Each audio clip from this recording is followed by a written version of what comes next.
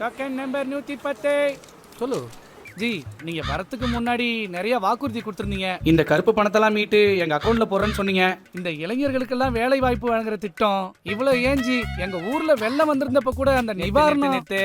நீ தானே token number 110, counter number 4க்கு போ. Token number 110. இப்படி கட்டுக்கதைகளை இனியும் நீங்கள் நம்ப போகிறீர்களா? இந்தியாவை காக்க ஸ்டாலின் அழைக்கிறேன். அறம் நாடு பார்வையாளர்களுக்கு வணக்கம். இன்று நம்முடன் இணைந்திருக்கும் சிறப்பு விருந்தினர் மூத்த பத்திரிகையாளர் தமிழா பாண்டியன் அவர்கள். வணக்கம். வணக்கம் சார். சிதம்பரம் பாஜகவினுடைய வேட்பாளராக அறிவிக்கப்பட்டிருக்கிற கார்த்தியாயினி ஓட்டு சேகரிக்க போகிறாங்க சார். அப்போ மக்கள் அவங்களுக்கு எதிர்ப்பு குரல் பேசுகிறாங்க. உடனே இவங்க திரும்ப பேசுகிறாங்க, இந்த சமூகம் அராஜக சமூகமாக இருக்குது, எவனுமே படிக்கிறது இல்லை, யாருமே மற்ற சமூகங்கள் நம்மளை மதிக்கிறதே இல்லை, பல குற்றவாளிகள் இந்த சமூகத்தில் இருக்காங்க அப்படின்ட்டு தான் சார்ந்த சமூகத்தையே வெளிப்படையாக இது மாதிரியான பேச்சை யாருமே பேச மாட்டாங்க சார். ஒரு சாதி வெறியினால தான் இது பேசவே முடியும். இந்த சம்பவத்தை எப்படி சார் பார்க்குறீங்க? இதார் கார்த்தியாயினின்னு வரலாறை தோண்டி பார்க்கணும். கார்த்தியாயினி வேலூரினுடைய முன்னாள் மேயர். அதை விட நீங்கள் அமைச்சர் விஜய்னு ஒருத்தர் இருந்தார், வேலூரை சேர்ந்தவர், சுகாதாரத்துறை அமைச்சர். அவருக்கு பிசியோதெரப்பி செய்வதற்காக ஒரு பிசியோதெரப்பி அலுவலர் வர்றாரு. அவருடைய மனைவியாக அந்த அம்மா அமைச்சர் வீட்டுக்கு வருது. அமைச்சர் பார்க்குறாரு, சரி இந்த அம்மா தலித்து, இந்த அம்மாவை அதிமுக அரசியலில் இணைத்து கொண்டால் நமக்கு தலித்து வாக்கு பூரா மிக எளிதாக வந்துடும். இந்த திட்டத்தில் தான் ஜெயலலிதாவிடம் அறிமுகப்படுத்தி இந்த அம்மாவை மேயர் வேட்பாளராக நிறுத்துறார். அதிமுகவில் யார் மேயர் வேட்பாளர் மக்கள் ஓட்டு போட்டுருவான், திமுகவில் யார் வேட்பாளர் ஓட்டு போட்டுருவான், யார் என்னென்னலாம் அது தெரியாது. சின்னந்தான் முக்கியம். சின்னந்தான் முக்கியம். முட்டாள்கள் ஓட்டு போடுகிறான், அயோக்கிய ஆட்சிக்கு போகிறான், இதை பெரியார் சொல்கிறார். அப்போ யார் என்ன, அவர் பின்னணி என்ன, யாரையும் எதையும் பார்க்க மாட்டான். அப்போ இந்த அம்மா வேலூர் மேயர். வேலூர் மேயர் ஆன பிறகு அப்படியே அந்த அம்மா லைஃப் ஸ்டைலே மாறுது. அதுவரை சாதாரண ஒரு பிசியோதெரபிஸ்டனுடைய மனைவியாக இருந்த கார்த்தியாயினி என்னவாகுது, வேலூர் வணக்கத்துக்குரிய மேயர் ஆயிடுது. ஆன பிறகு கான்ட்ராக்ட் வேலை. நீங்கள் வேலூரில் நடக்கக்கூடிய எந்த நகராட்சி வேலையாக இருந்தாலும் மிஸ்டர் 10%. இதில் பல கோடி சேர்ந்துருது. சாதாரண பிசியோதெரபிஸ்ட்டுக்கு என்ன கிடைக்கும்? ஒரு நாளைக்கு போனால் 500 கிடைக்கும். அது நாளைக்கு சேர்த்து வாங்கிக்கலாங்குவான், அன்னைக்கே தரமாட்டான். காடு வலி ஓவராக இருக்குது, போய் எந்திரிச்சு போய் பர்ஸ் எடுக்க முடியாது, நாளைக்கு சேர்த்து வாங்கிக்கலாம், கிளம்புன்றோம். இதுதான். அப்போது காரு, சைரனு, நீங்கள் அங்கி, மேயர், இப்படி லைஃப் ஸ்டைல் மாறின பிறகு விஜயனுடைய கட்டுப்பாடுலேருந்து நம்ம விளைகிறது. வரம் கொடுத்தோம் தலையிலேயே கையை வச்சிருச்சு. விஜய் பதறாரு கிதறாரு. அந்த அம்மா நேரடியாக ஹெட் ஆஃப் தி டிபார்ட்மெண்ட்லேயே ஜாயின் ஆயிடுச்சு. இந்த நேரத்தில் ஒரு ஊழல் வழக்கில் விஜய் பதவி நீக்கம் செய்யப்படுகிறார். ஓஎஸ் தோட்டத்திலே தொடர்பு வச்சுக்குது. தொடர்பு வச்ச பிறகு ஜெயலலிதா கைது செய்யப்பட்ட பொழுது வேலூர் நகராட்சியில் தீர்மானம் பாருங்கள், குற்றவாளி ஜெயலலிதாவுக்கு ஆதரவாக நீங்கள் கவுன்சிலர்களை வைத்து நம்ம தீர்மானம் போடுகிற அளவுக்கு ஜெயலலிதாவோட நெருங்கிடுச்சு. இந்த நெருக்கம் விஜய் கதை முடிஞ்சு வீரமணி வர்றார். வீரமணி வந்த பிறகு இந்தம்மா சீட்டு கேட்குது. வீரமணி சீட்டு கேட்குறாரு. வீரமணிக்கும் அப்போ வேலூரில் நிலோஃபர் கபில்னு ஒரு அமைச்சர் இருந்தாங்க, ஒரு முஸ்லீம் அமைச்சர், ஒரு கருப்பு துப்பட்டா போட்டு எப்பவுமே இருக்கும். அந்த அம்மா வேலை வாங்கி தரணும், அந்த அம்மா தம்பியும் ஒரு பல கூடி அடிச்சிட்டாங்க. அதனால் கட்சியை விட்டு போய் இப்போ எங்கேயும் போய் மறுபடியும் ஏடிஎம்க்கு வரும்போது இப்போ எடப்பாடி போய் பார்த்துருக்கு. ஏன்னா முஸ்லீம்கள் ஏடிஎம்கள் இல்லை. வேலூர் இப்ராஹிம் மாதிரி வேலூர் நிலோஃபர் கபில் வரப்போகுது. இப்போ இதில் கார்த்தியாயினியை அதிமுக அரசியலுக்குள்ளேயே விடாமல் தடுத்து நிறுத்தியவர் வீரமணி. விஜய் போய் வீரமணி கை ஓகிருச்சு. வீரமணி தான் கார்த்தியாயினியுடைய அரசியல் வாழ்க்கைக்கு அஸ்தம் பண்ணுறாரு. பண்ண பிறகு அந்த அம்மா போய் சேர்ந்த இடம் பிஜேபி. அதுவும் ஒரு கடைசி புகலிடம். அயோக்கியருடைய கடைசி புகலிடம் அரசியல் தான் பிஜேபி. இப்போ இங்கே அயோக்கியனுடைய கடைசி புகலிடம் பிஜேபியில் சேர்ந்து இப்போ அந்த அம்மா வேலூர் சிதம்பரம் நாடாளுமன்ற வேட்பாளர். இங்கேருந்து ஏன் சார் அங்கே எடுத்துன்னு போய் போடுறாங்க? எங்கே ஏன் எழுதி போடுறாங்கன்னா, இந்த அம்மா வந்து ஒரு அதிரடி அரசியல்வாதி. நீங்கள் திருமாவளவனை கண்டு பிஜேபி ஆர்எஸ்எஸ் அஞ்சுகிறது. ஏன் பயப்படுதுன்னா, இவர் நாடாளுமன்றத்துக்கு வந்தால் சனாதன எதிர்ப்பாளராக இருக்கார். அதனால் இவர் சார்ந்த சமூகம் ஒரு அதிரடி வேட்பாளரே களத்தில் இருக்கணும். அதுக்காக தேடுறாங்க தமிழ்நாடு முழுக்க. கார்த்தியாயினி பாஸ் ஆயிடுது. கார்த்தியாயினியை கொண்டு போய் களத்தில் இறக்கி பெண் வேட்பாளர், இன்னும் கூட செலவு நிறைய பண்ணோம். எப்போ மேயராக இருக்கும்போது அடித்த பணம் பல கோடி இருக்குது. இதனால் பிஜேபியே 15 கோடி கொடுக்குது. இதெல்லாம் எடுத்துகிட்டு தான் அந்த அம்மா களத்தில் களமாடுகிறது. நீங்கள் அங்கே இருக்கக்கூடிய பிஜேபி ஆட்கள் எல்லாருக்குமே நிறைய பணம் பட்டுவாடை பண்ணுது. அப்போது திருமாவளவனுக்கு ஆதரவு நிலையில் இருக்கக்கூடிய தலித் கிராமங்களில் இந்த அம்மாவை உள்ளே விட மாட்டேங்கிறாங்க. அப்படி விடாமல் தடுத்து நிறுத்தும் போது தான் தன்னுடைய சாதி சமூகத்தையே நீங்கள் இழிவாக பேசுது. படிக்க நீ தானே படிக்க வைக்கணும், நீ தான் அவனுக்கு கல்வி வேலை வாய்ப்பு வாங்கணும். 1000 வருஷமாக இந்து மேல் ஜாதி அவனை அடக்கி வச்சுருக்கீங்க, அடிமைப்படுத்தி வச்சுருக்கீங்க. அவனை மேலே கொண்டு வர வேண்டிய நீங்கள் எவன் அடக்கி வச்சுருக்கான்னு அவனுக்கு புரோக்கராக மாறிடுறீங்க. ஒரு தலித்து பிஜேபியில் இருக்கலாமா? தலித்துக்களாக தொடர வேண்டும் என்பதுதான் பிஜேபியுடைய கொள்கை.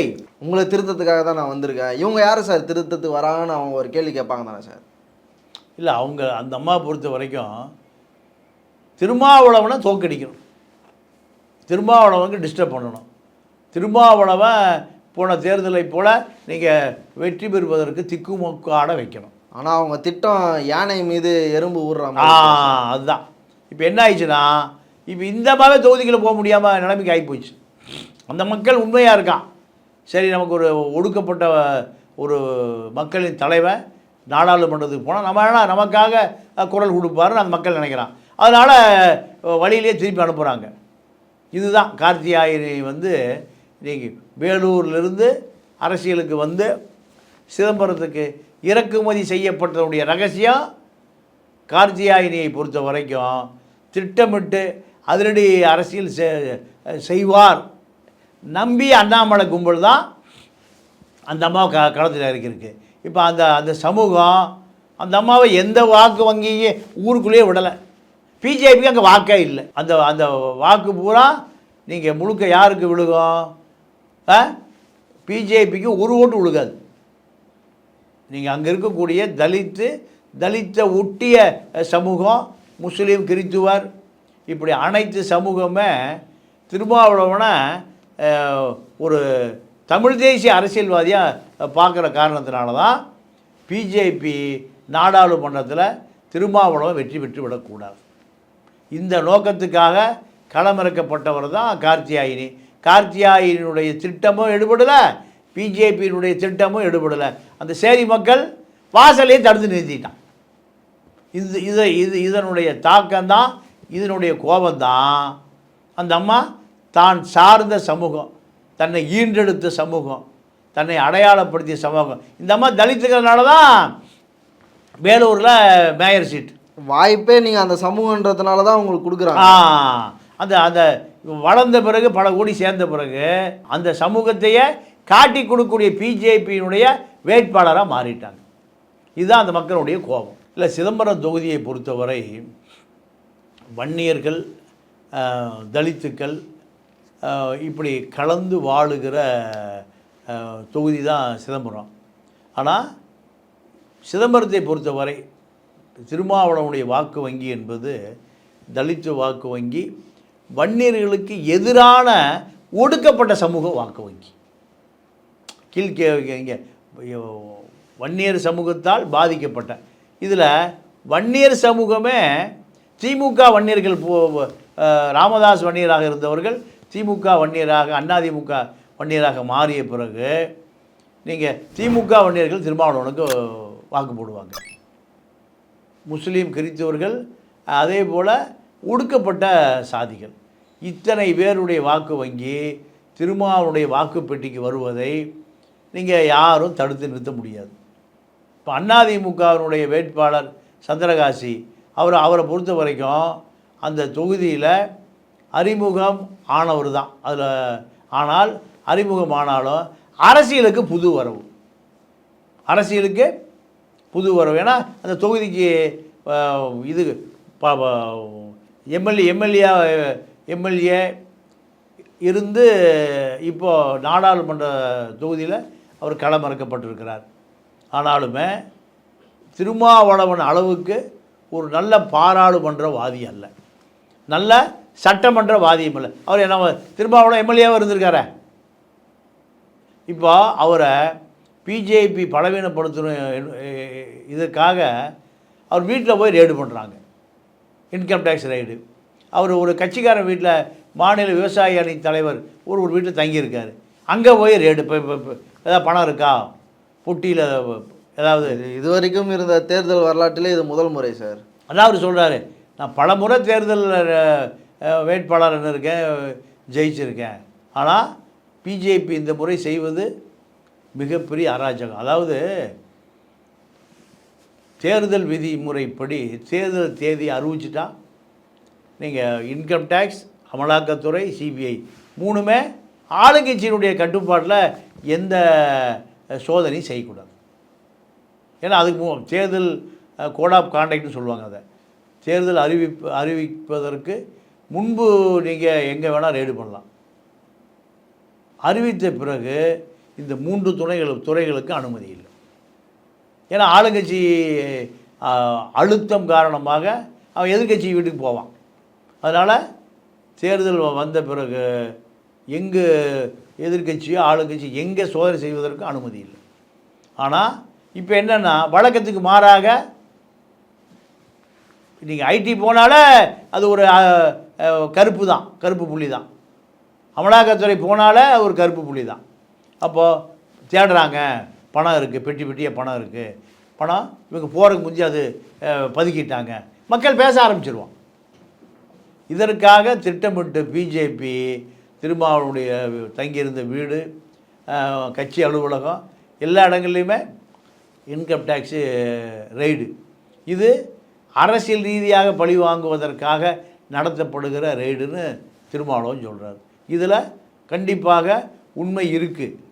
உண்மை இல்லைன்னா தேர்தல் அறிவித்த பிறகு இன்னொரு ஒரு வாரம் தான் இருக்குது. 19 தேர்தல், இன்றைக்கி இன்னொரு 9 நாள் தான் இருக்குது. 9 நாளில் இன்கம் டேக்ஸு அவசரமாக போய் என்ன பணத்தை முடிக்க போகிறீங்க? தேர்தல் ஆணையம் தான் அந்த வேலை செய்யணும். தேர்தல் ஆணையத்துக்கு தான் அதிகாரம் கொடுக்கப்பட்டிருக்கு. தேர்தல் ஆணையம் போகாமல் இன்கம் டேக்ஸ் போகுது, அமலாக்கத்துறை போகுது. அப்போ என்ன காரணம்?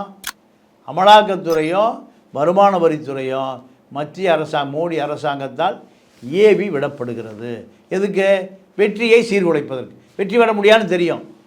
கார்த்தியாயினி சிதம்பரத்தில் ஜெயிக்க முடியாது, திருமாவளவன் ஜெயிக்க போகிறாரு. அப்போது இப்படியாவது வாக்கு வங்கியை சிதறடிக்க முடியுமா என்கின்ற முயற்சியினுடைய இறுதி தான் அமலாக்கத்துறை, வருமான வரித்துறை, சிபிஐ மூன்றும் யார் எதிர்க்கட்சியோ அங்கே பூரா முழு நேரமாக களத்தில் இறக்கி விடப்பட்டிருக்கிறது.